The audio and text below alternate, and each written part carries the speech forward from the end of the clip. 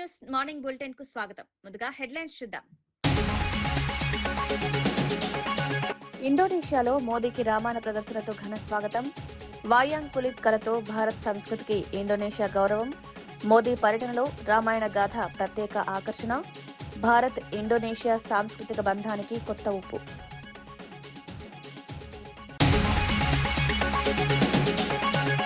మేడారం పనులు 10 రోజుల్లో పూర్తి చేయాలన్న సీతక్క. సీఎం పర్యటనకు అధికారులు సిద్ధంగా ఉండాలని ఆదేశం. వరద ప్రభావిత ప్రాంతాలపై మంత్రి సీతక్క సమీక్ష. మేడారం అభివృద్ధి పనులు వేగవంతం చేయాలన్న మంత్రి.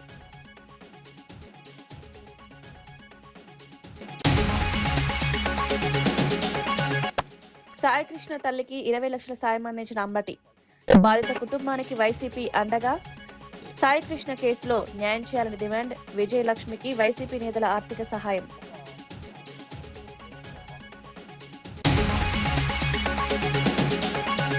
కాళేశ్వరంపై కేసీఆర్ సమాధానం చెప్పాలన్న ఆది శ్రీనివాస్. ప్రాజెక్టు ఖర్చులపై నిలదీత.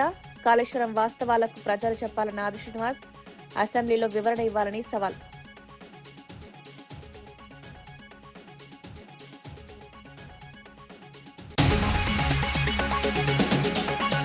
ఆత్మకూరులో మంత్రి ఆనం రామనారాయణకు ఘన స్వాగతం. 2 కోట్ల అభివృద్ధి పనులు. గ్రామాభివృద్ధికి ప్రభుత్వం కట్టుబడిందన్న ఆనం. ప్రజల ఆశీస్సులతో మరిన్ని అభివృద్ధి పనుల హామీ.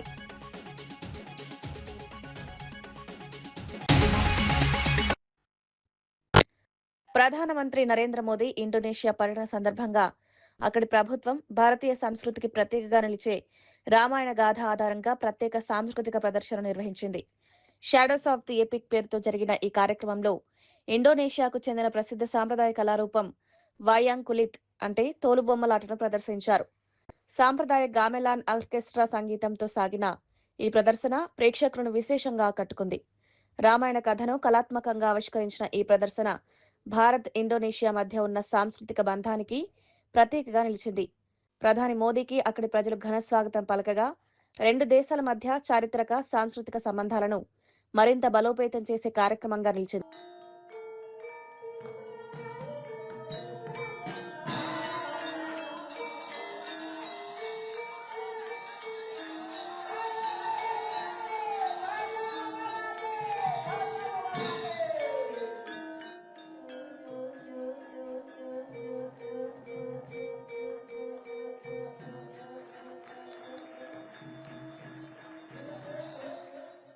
హైదరాబాద్ మల్లాపూర్లో జరిగిన 18వ హమాలీ ఆవిర్భావ సభలో ఓ బీఆర్ఎస్ అభిమాని చెప్పిన మాటలు అందరి దృష్టిని ఆకర్షించాయి. తన మనవడికి కుర్మ చరణ్ రాజ్ అనే పేరు పెట్టామని, ఆ పేరులోని మొదటి అక్షరాలతో కేసీఆర్ అని పిలుస్తున్నామని ఆయన తెలిపారు. తెలంగాణ ఉద్యమానికి నాయకత్వం వహించి రాష్ట్ర సాధనలో కీలక పాత్ర పోషించిన కేసీఆర్ పై ఉన్న అభిమానంతోనే ఈ పేరు పెట్టినట్లు చెప్పారు. తన మనవడు సెప్టెంబర్ 17న జన్మించాడని, ఆ సందర్భంగా ఈ పేరును ఎంపిక చేశామని వివరించారు. అభిమాని మాటలు విన్న బీఆర్ఎస్ వర్కింగ్ ప్రెసిడెంట్ కేటీఆర్ ఆయన్ను అభినందించారు. ఈ సంఘటన సభలో ఆసక్తికరంగా మారడంతో పాటు సోషల్ మీడియాలో కూడా వైరల్ గా మారింది. నాయకులపై ప్రజల్లో ఉన్న అభిమానానికి ఇది నిదర్శనమని పలువురు అభిప్రాయపడుతున్నారు. కుర్మ చరణ్ రాజ్ కేసీఆర్ మల్లగూడెం నా కేసీఆర్ నా మన్మన్ బర్త్డే రోజు ఇదే ఫంక్షన్ లో సంబరాలు చేద్దామని కూడా మళ్ళొకసారి మీకు తెలియజేస్తూ నా మన్మన్ బర్త్డే కూడా ఇంతకంటే ఘనంగా కూడా నా మన్మన్ బర్త్డే చేస్తా. స్వాగతంగా ప్రతి ఒక్కరు రావాలని మనస్ఫూర్తిగా కోరుతూ థ్యాంక్ యూ.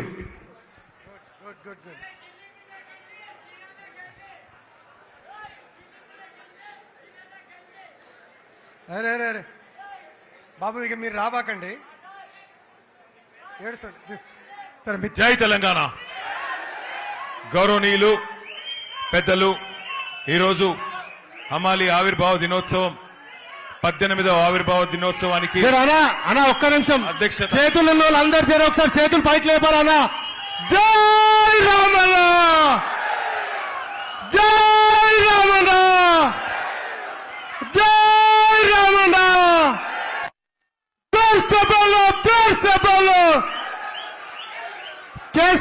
సుగాలి ప్రీతి కేసులో న్యాయం చేయాలని కోరుతూ బాధితురాలి తల్లి పార్వతి గన్నవరం పోలీస్ స్టేషన్లో ఫిర్యాదు చేశారు.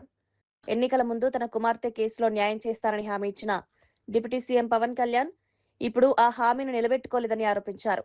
తన కుమార్తె మృతిపై సమగ్ర విచారణ జరిపి అసలు నిందితులను గుర్తించి కఠినంగా శిక్షించాలని డిమాండ్ చేశారు.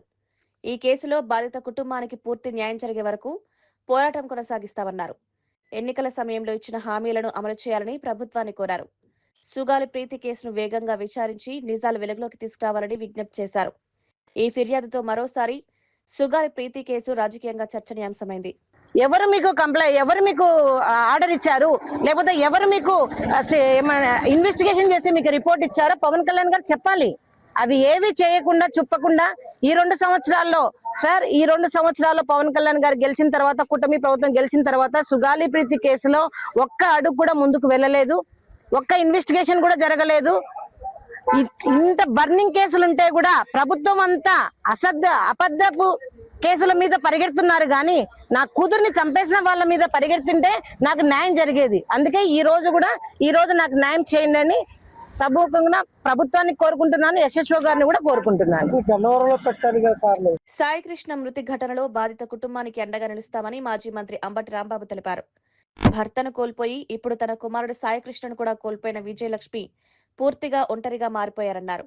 ఆమెకు ఆర్థికంగా తోడ్పాటు అందించాలనే ఉద్దేశంతో వైఎస్ఆర్సీపీలోని కాపు నాయకులు కలిసి 20 లక్షల రూపాయల విలువైన డిమాండ్ డ్రాఫ్ట్ ను స్వయంగా అందజేసినట్లు వెల్లడించారు. బాధిత కుటుంబానికి న్యాయం జరిగే వరకు పార్టీ అండగా ఉంటుందని హామీ ఇచ్చారు. ఈ ఘటనపై సమగ్ర దర్యాప్తు జరిపి అసలు బాధితులను చట్టం ముందు నిలబెట్టాలని డిమాండ్ చేశారు. బాధిత కుటుంబానికి ప్రభుత్వం కూడా తగిన సహాయం అందించాలని కోరారు. రాజకీయాలకు అతీతంగా మానవత్వంతో స్పందించాల్సిన అవసరం ఉందని పేర్కొన్నారు. వారికి భర్త లేడు, కొడుకు కూడా చనిపోయాడు, కూతురున్న పెళ్లి చేసుకుని వెళ్ళిపోయింది, ఏకాగ్యం ఉంది. కాబట్టి ఆ తల్లికి కొంత మేరకు ఆర్థిక సహాయం చేయాలనేటువంటి ఉద్దేశంతో మేమందరూ అనుకుని ఒక 40 మంది వైఎస్ఆర్ కాంగ్రెస్ పార్టీకి చెందినటువంటి నాయకులం 50,000 రూపాయల చొప్పున కలెక్ట్ చేసి ఆమెకి ఈ రోజున ఆమె పేరుతో ఒక డీడీ తీసి ఆ డీడీని వారికి ఇచ్చి వేయడం కోసం మేము ప్రధానంగా ఈరోజు ఆమె ఉద్దేశంలో ఉందని చెప్తే అక్కడికి వచ్చి ఆ డీడీని మీ అందరి సమక్షంలో అందజేసి వెళ్తున్నాం. ఇది ప్రధానంగా ఇవాళ ఇక్కడ రావడానికి గల కారణం. ఈ కేసు చాలా దురదృష్టకరమైనటువంటి కేసు. ప్రత్యేక ఇంటెన్సివ్ రివిజన్ ప్రక్రియ గడువు పొడిగించాలని మాజీ ఎంపీ బోయినపల్లి వినోద్ కుమార్ ఎన్నికల సంఘాన్ని కోరారు. ఈ అంశంపై బీఆర్ఎస్ పార్టీ తరపున రాష్ట్ర ప్రధాన ఎన్నికల అధికారికి వినతి పత్రం సమర్పించినట్లు తెలిపారు. ఎస్ఐఆర్ ప్రక్రియను పర్యవేక్షించేందుకు పార్టీ ప్రత్యేక కమిటీ ఏర్పాటు చేసినట్లు వెల్లడించారు. ఇప్పటి వరకు రాష్ట్రంలో కేవలం 6.9% ఎన్యూమరేషన్ ఫామ్లే పంపిణీ అయ్యాయని, మిగిలిన ఫామ్లను కేవలం 20 రోజుల్లో పంపిణీ చేయడం సాధ్యం కాదన్నారు. రాష్ట్ర వ్యాప్తంగా ప్రజల నుంచి వచ్చిన అనేక ఫిర్యాదులు, అభ్యంతరాలను సీఈఓ సుదర్శన్ రెడ్డికి అందించినట్టు తెలిపారు. గడువు పెంపుపై కేంద్ర ఎన్నికల సంఘానికి కూడా వినతి పత్రం అందజేస్తామని వెల్లడించారు. ఓటర్లకు ఇబ్బందులు కలగకుండా పూర్తి స్థాయిలో ప్రక్రియ నిర్వహించాలని ఎన్నికల సంఘాన్ని కోరారు. రాష్ట్రంలో పూర్తి అవగాహన మా పార్టీ కార్యకర్తలకి కల్పించడానికి, తర్వాత దీనిపై రోజువారీ వివిధ గ్రామాల్లో జరుగుతున్నటువంటి ఎస్ఐఆర్ ఏదైతే బిఎల్ఓస్ ఉన్నారో బిఎల్ఏస్ పైన మరి వాళ్ళకందరికీ అవగాహన చేస్తూ వాళ్ళు పనిచేసే విధంగా ఉండడానికి మా రాష్ట్ర పార్టీ ఒక కమిటీని నియమించింది. దీంట్లో పెద్దలు ఎల్ రమణ గారు, కర్నె ప్రభాకర్ గారు, దాసో శ్రవణ్ గారు, మరి సోమ భరత్ కుమార్ గారు, సతీష్ రెడ్డి గారు, క్రిషాంక్ గారు, సుమిత్ర ఆనంద్ గారు, ముజీబుద్దీన్ గారు, అదేవిధంగా అభిలాష్ రావు గారు 9 మందితోని కమిటీ వేశారు. నిన్న సాయంకాలం పూట మరి రాష్ట్ర వ్యాప్తంగా 33 జిల్లాల నుండి వచ్చినటువంటి సూచనలు, అదేవిధంగా క్షేత్రస్థాయిలో జరుగుతున్న ఇబ్బందులు అవన్నీ కూడా మరి ఎలక్షన్ కమిషన్కి ఈరోజు మేము ఒక నివేదిక రూపంగా ఇవ్వడం జరిగింది. ఈరోజు ఇక్కడ రావడానికి అతి ముఖ్యమైన విషయం ఏంటంటే మరి కేవలము 7% మాత్రమే ఇప్పటి వరకు, 7 కూడా కాదు 6.9% మాత్రమే ఫామ్స్ డిస్ట్రిబ్యూట్ అయినాయి, లేకపోతే మన రిటర్న్ వచ్చినాయి కానీ డిజిటైజ్ అయినాయి. కాబట్టి ఇంకా మనకి కేవలం 20 రోజులే ఉన్నాయి, 10 రోజులు, 11వ రోజు ఈ రోజు. కాబట్టి మరి సమయము లేదు, మరి 25 రోజుల కూడా ఇంత పర్సెంటేజ్ అవుతుందా? కాబట్టి ఒక నెల రోజుల సమయం కావాలని చెప్పి మేము అడగడం జరిగింది. మరి రాష్ట్రంలో మీదే ఫస్ట్ రాజకీయ పార్టీ సమయాన్ని అడిగినరు, ఎక్స్టెన్షన్ అడిగినరు. మరి అది నా చేతుల్లో లేదు అని చెప్పి చీఫ్ ఎలక్టరల్ ఆఫీసర్ గారు చెప్పడం జరిగింది. బట్ ఎలక్షన్ కమిషన్ ఆఫ్ ఇండియాకి మేము తప్పనిసరిగా మీ అభిప్రాయాన్ని, మీ కోరికను మేము నివేదిస్తామని చెప్పి కూడా వారు మాకు హామీ ఇచ్చారు. మేము ఇదే రిప్రజెంటేషను మా పార్టీ తరఫున ఢిల్లీకి కూడా మేము ఇస్తున్నాం. ఏది తెలంగాణ రాష్ట్రంలో పట ఒక నెల రోజుల సమయం కావాలని చెప్పి కూడా మేము అడుగుతున్నాం. కాళేశ్వరం ప్రాజెక్టు నిర్వహణపై మాజీ మంత్రి బీఆర్ఎస్ ఎమ్మెల్యే గంగుల కమలాకర్ కాంగ్రెస్ ప్రభుత్వంపై తీవ్ర విమర్శలు చేశారు. కాళేశ్వరం ప్రాజెక్టుపై మంత్రి ఉత్తమ్ కుమార్ రెడ్డికి కనీస అవగాహన లేదని ఆరోపించారు. మిడ్ మానేర్, లోయర్ మానేర్ డ్యాంలను నింపే సామర్థ్యం కూడా కాంగ్రెస్ ప్రభుత్వానికి లేదని విమర్శించారు. వారం రోజుల్లోగా ఈ 2 ప్రాజెక్టులను నీటితో నింపకపోతే వేలాది మంది రైతులతో కలిసి ప్రాజెక్టులను ముట్టడిస్తామని హెచ్చరించారు. రైతుల ప్రయోజనాల కోసం పెద్ద ఎత్తున ఉద్యమం చేపడతామని స్పష్టం చేశారు. సాగునీటి అవసరాలను నిర్లక్ష్యం చేస్తే రైతులకు తీవ్ర నష్టం వాటిల్లుతుందన్నారు. ప్రభుత్వం రాజకీయాలకు అతీతంగా వ్యవహరించి రైతుల ప్రయోజనాలను దృష్టిలో పెట్టుకుని వెంటనే చర్యలు తీసుకోవాలని డిమాండ్ చేశారు. మరీ ఎండాకాలంలో చాలా స్లోగా ఫ్లో ఉన్నప్పుడు టు అరెస్ట్ ద వాటర్ మనం అప్పుడు వేసుకొని కన్నెపల్లి పంప్ హౌస్ను నింపుతందుకు అప్పుడు మనం బ్యారేజ్ చేస్తాం. కానీ ఇప్పుడు నా పరిస్థితిలో నిన్న మేము పోయినప్పుడు సుమారు 1,00,000 క్యూసెక్స్ నీళ్ళు పోయినాయి. కన్నెపల్లి పంప్ హౌస్కు నీళ్ళు వస్తున్నాయి. మీరు ఆన్ చేయమంటే ఇంతవరకు దాని మీద అవగాహన లేదు. నిన్న ఉత్తమ్ కుమార్ రెడ్డి ఏమంటారంటే బ్యారేజ్ కూలిపోయింది కదా, దీనికి సంబంధం లేదని చెప్పుకుంటూ ఎన్డీఎస్ఏ ఎక్కడ కూడా సుందిళ్లను అన్నారంను నింపద్దని చెప్పి ఎక్కడ చెప్పలేదు. చెప్తే మీకు ప్రూవ్ చేయండి మీకు. సో ఇదంతా ఒకవైపు. ఈరోజు ప్రధానంగా డిమాండ్ చేస్తున్నాం. ఎల్లంపల్లిలో నీళ్ళు వచ్చినాయి. ఇప్పుడు ఎల్లంపల్లిలో ఇప్పుడు 8 నుంచి 9 టీఎంసీ నీళ్ళు ఉన్నాయి. ఇప్పుడు ఆన్ చేయండి ఎమ్మెల్యే ఎల్లంపల్లి నుంచి. ఎల్లంపల్లి చెత్తేయండి. ఇప్పుడు ఎల్లంపల్లికి అయితే ఏం ప్రాబ్లం లేదు కదా. ఎల్లంపల్లి నుంచి వరదకాలం నీళ్ళు వేయండి. ఎల్లంపల్లి నుంచి మేడారం నుంచి లక్ష్మీపూర్ నుంచి మీరు మిడ్మాన నింపచ్చు. ఆ ఎన్ రూట్లో ఉన్న వరదకాల్లో ఉన్న వేలాది ఎకరాలు, వేలాది మోటార్లు, వేలాది తూములు నింపుకోవచ్చు కదా. మాకు రోజు 2 టీఎంసీ 3 టీఎంసీ సరిపోతాయి మాకు. మరి దీనికి ఉన్న ఇబ్బంది ఏంది? ఏం చెప్పారు? ఇక్కడ నీకు కన్నెపల్లి రాదు, ఇక్కడ మేడిగడ్డ రాదు, అన్నారం రాదు, సుందిల రాదు. కేవలం ఇప్పుడు ఎల్లంపల్లికి నీళ్ళు వచ్చినాయి. ఎల్లంపల్లి నుంచి మీరు నీళ్లు రిలీజ్ చేయాలి. రిలీజ్ చేస్తే వరదకాలం చూస్తే మిడ్మానకి పోతే మిడ్మాన నుంచి ఎల్ఎండి కూడా రావాలి. ఎల్ఎండిలో ఇప్పుడు డ్రింకింగ్ వాటర్ ప్రాబ్లం ఉంది కరీంనగర్ టౌన్కు. కనీసం ఎల్ఎండి అనడం మీరు ఒక 2-3 టీఎంసీ నింపే ప్రయత్నం చేయమన్నాం. సో ఎల్ఎండి వరకు నింపేది, మిడ్మానకు నింపేది ఎన్ రూట్లో ఉన్న మొత్తం కూడా రైతాంగానికి నారు పోసుకుంటారండి. మేము ప్రభుత్వాన్ని మేము కూడా ఒకసారి పర్యటించండి. ఇప్పటి వరకు 100 గ్రామాలు నారు పోయలే. నారు పోయాలంటే ఫ్యూచర్లో నీళ్ళు వస్తాయలేవని చెప్పి ఒక నమ్మకం కలిగియాలి. అందుకే ఇప్పుడు ఎల్లంపల్లి నీళ్ళు ఇస్తామని చెప్పి ప్రభుత్వం ప్రకటన చేయండి. మేము వదిలేదు. మేము డెఫినెట్గా మళ్ళీ పోతాం, మళ్ళీ పాదయాత్ర చేస్తాం. ఒకవేళ వారం రోజులు నిన్న మా కేటీఆర్ చెప్పిన వారం రోజుల్లో మీరు నీళ్లు రిలీజ్ చేయి, కన్నెపల్లి నుంచి ఇస్తాం. కాళేశ్వరం ప్రాజెక్టు వ్యవహారంపై ప్రభుత్వ విప్ ఆది శ్రీనివాస్ బీఆర్ఎస్ నాయకత్వంపై తీవ్ర విమర్శలు చేశారు. 1,00,000 కోట్ల రూపాయలకు పైగా ఖర్చు చేసిన ప్రాజెక్టుపై తప్పులను ఒప్పుకోకుండా గొప్పలు చెప్పుకోవడం సరికాదన్నారు. గోదావరిలో ప్రజల డబ్బును వృధా చేశారని ఆరోపించారు. వారం రోజుల్లో కాళేశ్వరానికి నీటిని ఎలా తీసుకురాగలరో అసెంబ్లీలో కేసీఆర్ స్వయంగా వివరించాలని సవాల్ విసిరారు. తాము కూడా ఆ సమాధానం తెలుసుకోవాలని వ్యాఖ్యానించారు. ఎన్డీఎన్ఏ సూచనల ప్రకారం నీటిని నిల్వ చేయొద్దని చెప్పిన పరిస్థితుల్లో ప్రాజెక్టుల్లో నీటిని ఎలా నిల్వ చేస్తారో ప్రజలకు చెప్పాలని డిమాండ్ చేశారు. కాళేశ్వరం నిర్మాణంలో జరిగిన లోపాల వల్లే నేటి పరిస్థితి వచ్చిందని విమర్శించారు. ప్రాజెక్టుపై పూర్తి పారదర్శకత అవసరమని ప్రభుత్వం ప్రజలకు వాస్తవాలను తెలియజేస్తుందన్నారు. ఒకవేళ వాస్తవం అయితే ఆ ప్లాన్ లో మేము పోయేటువంటి ప్రయత్నం చేస్తాం కదా. కరెంటు బిల్లుల మోత ఈ రోజు రాష్ట్ర ప్రజలపై భారం పడ్డది. కరెంటు వృధా కావడం తప్ప కాలుష్యంతో ఇక్కడ కూడా ఉపయోగం రాలేదన్నమాట. మేడిగడ్డ, సుందిల్ల, అన్నారు నుంచి చుక్క నీరు వాడుకోవాలి. ఎల్లంపల్లి ద్వారానే అన్ని ప్రాజెక్టులు నీళ్లు తెచ్చుకున్నాం గోదావరికి. మేడిగడ్డ కుంగిపోయింది, అన్నారం, సుందిల్ల బుంగలు పడ్డాయి. సిపేజీ నుంచి మనం షార్ట్ రేట్ ఫోటో ద్వారా కూడా చూసినాం. మొత్తం కింద నుంచి వచ్చి ఇసుక బయటకు వచ్చేసింది. అట్లా ఊసిన వాళ్ళు నీళ్ళు వెళ్ళిపోయాయి కదా. ఆ బ్యారేజ్ కూడా కూలిపోయే ప్రమాదం ఉందని చెప్తున్నాం కదా. ఎన్డీఎస్ఏ వద్దంటే ఆపినాం. వాళ్ళన్నీ తెలిసి మళ్ళీ అన్నారు బ్యారేజ్ తెగిపోవాలని, సుందిల బ్యారేజ్ ఆయన దున్నకాడ తెగిపోవాలని చెప్పని, వీళ్ళు మా ఆయంలో అయితే వీళ్ళ ఆయంలో ఎందుకు కాలేదని చెప్పని. అంటే వాళ్ళు మసిబూసి మామిడికాయ చేయడంలో, బట్టగాల్చి మీద వేయడంలో సిద్ధాస్తులు. మంత్రి సీతక్క ములుగు కలెక్టరేట్లో అధికారులతో సమీక్ష నిర్వహించి వరద ప్రభావిత ప్రాంతాల పరిస్థితి, ముఖ్యమంత్రి రేవంత్ రెడ్డి పర్యటన ఏర్పాట్లపై కీలక ఆదేశాలు జారీ చేశారు. మేడారంలో పెండింగ్ లో ఉన్న అభివృద్ధి పనులను 10 రోజుల్లో పూర్తి చేయాలని అధికారులను ఆదేశించారు. త్వరలోనే ముఖ్యమంత్రి రేవంత్ రెడ్డి మేడారం, ములుగు జిల్లాల్లో పర్యటించి అభివృద్ధి పనులను పరిశీలించనున్నట్లు తెలిపారు. ఈ సందర్భంగా కలెక్టరేట్ భవనం, మెడికల్ కళాశాల, నర్సింగ్ కళాశాల, కేంద్రీయ విద్యాలయం సహా పలు అభివృద్ధి పనులకు శంకుస్థాపనలు చేశారు. ప్రారంభోత్సవాలు జరగనున్నాయని వెల్లడించారు. వనదేవతల ఆలయ పరిసర ప్రాంతాలను మరింత అభివృద్ధి చేయాలని సూచించారు. వరద ప్రభావిత ప్రాంతాల్లో ప్రజలకు ఎలాంటి ఇబ్బంది కలగకుండా అధికారులు అప్రమత్తంగా ఉండాలని ఆదేశించారు. ఇక్కడ 145 కోట్లతోటి కొట్లాపురం లిఫ్ట్ కానీ, మరి కరకట్ట పనులు కానీ, ఇట్లా చాలా పనులు ముఖ్యమంత్రి గారి రాక కోసం మేము ఆపడం అంటే పనులు జరుగుతున్నాయి. బట్ ఇనాగ్రేషన్ ఫౌండేషన్ మేము వేయలేదు. వారి చేతుల మీదుగా ఈ చాలా పనులను ఫౌండేషన్ వేయించేటువంటి కార్యక్రమం కూడా మరి ఉన్నది. కాబట్టి ఒకే రోజు అక్కడ సమ్మక్క సారలమ్మను దర్శించుకుంటారు.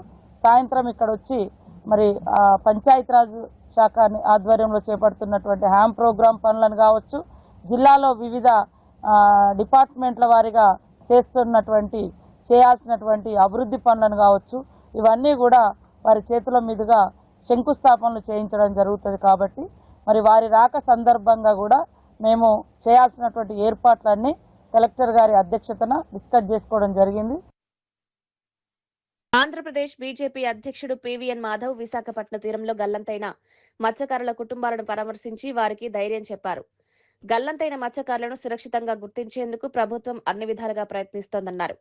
కేంద్ర, రాష్ట్ర ప్రభుత్వాల సమన్వయంతో సహాయక చర్యలను ముమ్మరం చేశాయని తెలిపారు. బహుళ ప్రభుత్వ సంస్థలు కలిసి సముద్రంలో గాలింపు చర్యలు కొనసాగిస్తున్నాయని వెల్లడించారు. బాధిత కుటుంబాలకు అవసరమైన ప్రతి సహాయం అందిస్తామని హామీ ఇచ్చారు. ఈ క్లిష్ట సమయంలో ప్రభుత్వం వారి వెంటే ఉంటుందని భరోసా కల్పించారు. మత్స్యకారులను క్షేమంగా తీసుకురావడమే ప్రభుత్వ ప్రధాన లక్ష్యమని పేర్కొన్నారు. గాలింపు చర్యల్లో నౌకాదళం, కోస్ట్ గార్డ్ తో పాటు సంబంధిత శాఖలు సమన్వయంతో పనిచేస్తున్నాయని తెలిపారు. 5-6 మీటర్ల పైన అక్కడ అలలున్నాయి. ఆ యొక్క షిప్ యాంకరేజ్ ఉంది, కానీ ఆ షిప్ చాలా ఉతలాకుతలం అవుతుంది కనుక అక్కడికి వెళ్ళి వాళ్ళని రక్షించే పరిస్థితి కోస్ట్ గార్డ్కి లేదు. అలాగే హెలికాప్టర్ కూడా వెళ్ళటం జరిగింది. హెలికాప్టర్ నుంచి రోప్ నుంచి వాళ్ళని సేవ్ చేసి తీసుకురావాలి. అయితే తీసుకొచ్చే సమయంలో కూడా ఆ యొక్క రోప్ అటు ఇటు వెళ్ళటం కారణంగా ప్రమాదం జరగచ్చు అనే ఒక అభిప్రాయంతో ఈ యొక్క సర్చ్ ఆపరేషన్ అంటే తన రికవరీ ఆపరేషన్ ఆపడం జరిగింది. త్వరలోనే 2 చాపర్స్ దీనికోసం పెట్టడం జరిగింది. ఎప్పుడైతే కొంచెం వాతావరణం అనుకూలిస్తుందో వెంటనే వెళ్ళి ఆ చాపర్లో మన కారి చిన్నాన్ని తీసుకొచ్చడం జరుగుతుంది. కారి చిన్న వచ్చిన తర్వాత ప్రమాద వివరాలు, ఆ విధంగా మిగతా వాళ్ళు ఎటువైపు వెళ్ళిపోయారనే సమాచారం కూడా మనకు తెలియడానికి అవకాశం ఉంది. భారత విద్యార్థి ఫెడరేషన్ ఎస్ఎఫ్ఐ రాష్ట్ర కమిటీ పిలుపు మేరకు సంగారెడ్డి జిల్లా కమిటీ ఆధ్వర్యంలో జిల్లా కలెక్టరేట్ కార్యాలయం ఎదుట ధర్నా నిర్వహించారు. ఈ సందర్భంగా ఎస్ఎఫ్ఐ జిల్లా అధ్యక్షుడు టి రాజేష్, జిల్లా కార్యదర్శి కె సతీష్ మాట్లాడుతూ ప్రభుత్వ పాఠశాలల్లో విద్యార్థులకు కనీస మౌలిక సదుపాయాలు కూడా అందుబాటులో లేవని ఆరోపించారు. విద్యా సంవత్సరం ప్రారంభమై నెలలు గడిచినా పాఠ్య పుస్తకాలు, నోట్బుక్స్, యూనిఫామ్లు పూర్తిగా పంపిణీ చేయలేదని విమర్శించారు. రాష్ట్రంలో ఉపాధ్యాయుల కొరత, ఖాళీ పోస్టులు, ఎంఈఓలు, డిఈఓలు లేక విద్యా వ్యవస్థ దెబ్బతింటోందన్నారు. వెంటనే డిఎస్సి నోటిఫికేషన్ విడుదల చేసి ఖాళీలను భర్తీ చేయాలని డిమాండ్ చేశారు. ప్రైవేట్, కార్పొరేట్ విద్యా సంస్థల్లో ఫీజు నియంత్రణ చట్టం తీసుకురావాలని, పెండింగ్ లో ఉన్న స్కాలర్షిప్లు, ఫీజు రియంబర్స్మెంట్ బకాయిలను వెంటనే విడుదల చేయాలని ప్రభుత్వాన్ని కోరారు. ఈ రోజు కాంగ్రెస్ గవర్నమెంట్ అధికారంలోకి వచ్చి 2 సంవత్సరాలన్నర అవుతుంది, కానీ ఇంతవరకు విద్యార్థుల సమస్యలను పరిష్కరించలేకపోవడం చాలా సిగ్గుచేటు. అదే విధంగా ప్రైవేట్ యజమానులు అనేది స్కాలర్షిప్లు, ఫీజు రింబర్స్మెంట్ రాక పేద విద్యార్థిని, మధ్యతరగతి విద్యార్థులకు డబ్బులు కట్టించే వరకు వాళ్ళకు సర్టిఫికేట్లు ఇవ్వడం లేదు. ఆ విధంగా పేద మధ్యతరగతి విద్యార్థులు ఆ విధంగా కట్టలేక అక్కడ హయ్యర్ ఎడ్యుకేషన్కి వెళ్ళలేక, ఇక్కడ ఎడ్యుకేషన్ కంప్లీట్ చేయలేక 1 year గ్యాప్ అవుతుంది. అదేవిధంగా గ్యాప్ అవ్వడం వల్ల వాళ్ళు మళ్ళీ ఎక్కడో పని చేసుకొని ఆ డబ్బులు తీసుకొచ్చి కట్టి కాలేజీలో కట్టినా సరే హయ్యర్ ఎడ్యుకేషన్కి వెళ్తే మీది 1 year గ్యాప్ ఉందని చెప్పేసి వాళ్ళకు అక్కడనే ఆపడం జరుగుతుంది. ఏదైతే ఉందో కాంగ్రెస్ గవర్నమెంట్ వచ్చినప్పుడు, వీళ్ళ ప్రభుత్వం వచ్చిన తర్వాత విద్యారంగానికి మేము 30% నిధులు కేటాయిస్తామని చెప్పేసి చెప్పడం జరిగింది రాష్ట్ర ప్రభుత్వానికి. అయినా సరే ఇప్పటికీ విద్యారంగానికి 8% నిధులు కేటాయించడం అనేది చాలా సిగ్గుచేటు. విద్యా కేంద్ర మండలికి కూడా మనకు ఈరోజు కూడా విద్యారంగానికి 18% నిధులు కేటాయించాలని చెప్పేసి చెప్తున్నా సరే ఈ గవర్నమెంట్ పట్టించుకోవడం చాలా సిగ్గుచేటు, పట్టించుకోకపోవడం. అదేవిధంగా పేద మధ్యతరగతి విద్యార్థులు అనేది చాలా విద్యను నష్టపోతున్నారు. దాంతోపాటు ఏదైతే ఉందో ప్రభుత్వ విద్యా సంస్థలలో గవర్నమెంట్ స్కూల్స్ 32,000 స్కూల్స్ ఉంటే వాటిని కుదించి 4,000కు మార్చడం అనేది చాలా దుర్మార్గం. ఆ 4,000కు మార్చడం అంటే ఈరోజు పేద మధ్యతరగతి విద్యార్థులకు విద్యను అనేది అందని ద్రాక్షగా మార్చే విధంగా కనిపిస్తుంది. చిత్తూరు జిల్లా పూతలపట్టు బంగారుపాలెం సబ్ రిజిస్ట్రార్ కార్యాలయం ఎదుట దస్తావేజ్ లేఖరుల సంఘం ఆధ్వర్యంలో నిరసన కార్యక్రమం నిర్వహించారు. జీవో 396 ను వెంటనే రద్దు చేయాలని డిమాండ్ చేస్తూ దస్తావేజ్ లేఖలను పెన్ డౌన్ చేపట్టారు. ఈ జీవో తమ ఉపాధిపై తీవ్ర ప్రభావం చూపుతోందని, వేలాది కుటుంబాల జీవనోపాధికి ముప్పుగా మారిందని ఆందోళన వ్యక్తం చేశారు. రిజిస్ట్రేషన్ కార్యాలయాల ప్రైవేటీకరణ నిర్ణయాన్ని కూడా వెంటనే ఉపసంహరించుకోవాలని ప్రభుత్వాన్ని కోరారు. ప్రజలకు మెరుగైన సేవలు అందించాలంటే ప్రభుత్వ వ్యవస్థనే బలోపేతం చేయాలని సూచించారు. తమ డిమాండ్ నెరవేరే వరకు ఆందోళన కొనసాగిస్తామని హెచ్చరించారు. మేము వ్యతిరేకంగా నిరసన తెలుపుతూ మా యొక్క ఆవేదనను ప్రభుత్వానికి తెలియజేస్తున్నాం. మునుపు బ్రిటిష్ కాలం నుండి కూడా దస్తావేజు లేఖలు అనేది ఒక గౌరవమైన ఉద్యోగం. దీంట్లో ప్రభుత్వ ఉద్యోగం కానీ ప్రభుత్వ జీతాలు కానీ మాకు ఇంతవరకు ప్రభుత్వం ఎటువంటి ఉపాధి కూడా కానీ వేతనాలు కానీ కల్పించలేదు. మేము స్వతంత్ర జీవనం చేస్తూ ప్రభుత్వం యొక్క ఆస్తులను పెంపొందించేదానికి రీసెర్చ్ కార్యాలయాలు పనిచేస్తూ మేము ప్రభుత్వానికి ఆదాయం తెచ్చిపెడుతున్నాం. మాకు ప్రభుత్వం ఎలాంటి భరణము కానీ తర్వాత ఉపాధి కానీ కల్పించడం లేదు. చాలామంది రాష్ట్రంలో వేలాది మంది నిరుద్యోగులు ఈ దస్తావేజుల లేఖల యొక్క వృత్తిని నేర్చుకుని వారు యొక్క కుటుంబాలను జీవనం చేస్తున్నారు. కాబట్టి ప్రభుత్వము ఇప్పుడు ఇదివరకే గత ప్రభుత్వం కాదు అంతకుముందు ప్రభుత్వం ఉన్నప్పుడు కూడా 2016లో ఈ ప్రైవేటీకరణకు ఆనాటి ప్రభుత్వం జీవో తెచ్చింది. కానీ రాష్ట్ర వ్యాప్తంగా దస్తావేజుల లేఖలందరూ ఉద్యమాలు చేపట్టడంతో ఆ యొక్క విషయాన్ని కూడా విరమించుకున్నారు. మళ్ళీ ఇప్పుడు తెరపైకి ఈ యొక్క జీవో నెంబర్ 396ని తెరపైకి తెస్తూ అన్ని ప్రభుత్వ కార్యాలయాలను ప్రైవేటు వారికి అప్పగించి వారి ద్వారా రిజిస్ట్రేషన్ కార్యకలాపాలు చేయడానికి కూడుకున్నది. కాబట్టి వేలాది మంది దస్తావేజుల లేఖల్లో యొక్క జీవనము దీనివలన ఆగిపోతుంది. వారి యొక్క నెల్లూరు జిల్లా ఆత్మకూరు మండలం చెర్లోయడవల్లి గ్రామంలో రాష్ట్ర దేవాదాయ శాఖ మంత్రి ఆరం రామనారాయణ రెడ్డికి ప్రజలు అపూర్వ స్వాగతం పలికారు. చుట్టుపక్కల గ్రామాల నుంచి వేలాదిగా తరలివచ్చిన ప్రజలు జేజేలు నినాదాలతో మంత్రిని ఆహ్వానించారు. మహిళలు, యువత, విద్యార్థులు, రైతులు భారీ సంఖ్యలో పాల్గొనడంతో గ్రామం జనసంద్రంగా మారింది. అడుగడుగునా పూల వర్షం, హారతులు, మంగళ వాయిద్యాల నడుమ మంత్రి గ్రామంలోకి ప్రవేశించారు. అభిమానుల అభివాదాలను స్వీకరిస్తూ అందరికీ కృతజ్ఞతలు తెలిపారు. అనంతరం సుమారు 2 కోట్ల రూపాయల వ్యయంతో పూర్తయిన అభివృద్ధి పనులను ప్రారంభించారు. నూతన జెడ్పీ హైస్కూల్ భవనం, సీసీ రోడ్లు, పశువుల షెడ్లను ప్రజలకు అంకితం చేశారు. శ్రీ కోదండ రామస్వామి ఆలయ అభివృద్ధి కార్యక్రమాల్లో పాల్గొన్నారు. గ్రామాభివృద్ధి, మౌలిక సదుపాయాల కల్పనకు ప్రభుత్వం కట్టుబడి ఉందని మంత్రి పేర్కొన్నారు. ఇండోనేషియాలో మోదీకి రామాయణ ప్రదర్శనతో ఘన స్వాగతం. వాయాంగ్ కులిత్ కళతో భారత్ సంస్కృతికి ఇండోనేషియా గౌరవం. మోదీ పర్యటనలో రామాయణ గాథ ప్రత్యేక ఆకర్షణ. భారత్ ఇండోనేషియా సాంస్కృతిక బంధానికి కొత్త ఊపు.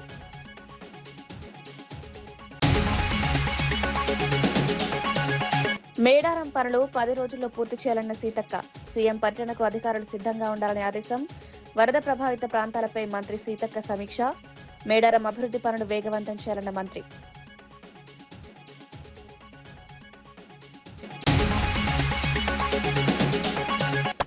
సాయికృష్ణ తల్లికి 20 లక్షల సాయం అందించిన అంబటి. బాధిత కుటుంబానికి వైసీపీ అండగా. సాయికృష్ణ కేసులో న్యాయం చేయాలని డిమాండ్. విజయలక్ష్మికి వైసీపీ నేతల ఆర్థిక సహాయం.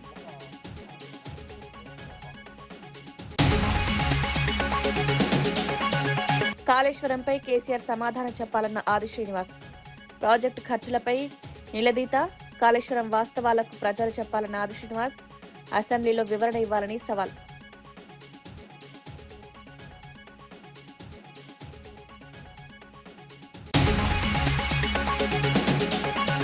ఆత్మకూరులో మంత్రి ఆనం రామనారాయణకు ఘన స్వాగతం. 2 కోట్ల అభివృద్ధి పనులు. గ్రామాభివృద్ధికి ప్రభుత్వం కట్టుబడిందన్న ఆనం. ప్రజల ఆశీస్సులతో మరిన్ని అభివృద్ధి పనుల హామీ.